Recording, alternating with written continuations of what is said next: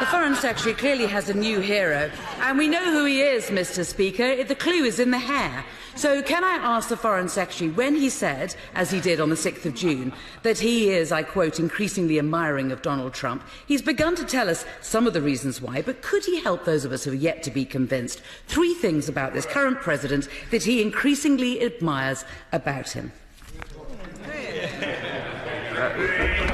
Mr. Speaker, I hesitate to say it, but I have anticipated the Right Honourable Lady's question. I have pointed out, number one, that I thought it was an admirable thing that after the chemical weapons attacks led by the Assad regime, supported by the Russians, the Donald Trump's administration actually responded.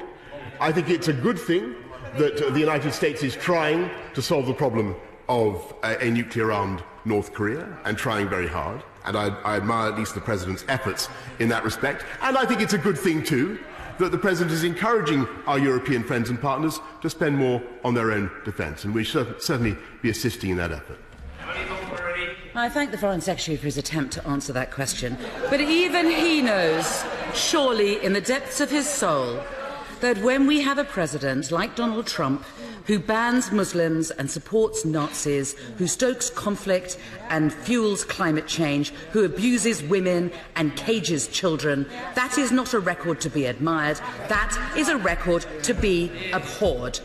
And I simply ask the Foreign Secretary not just why he joked that a man like that should be in charge of our Brexit negotiations, but why he thinks, seriously, that a man like that should have the honour in 2 weeks' time of visiting Chequers, Blenheim Palace and Windsor Castle and shaking hands with Her Majesty the Queen. Mr. Speaker, I've given several examples already of the ways in which our views coincide with those of the current American administration. I've also said where our views differ and that we're not afraid to say when our views differ. But the fundamental point, on which I think the Right Honourable Lady and I are in complete agreement, is that it is right that the United Kingdom should welcome to this country the head of state of our most important and most trusted ally.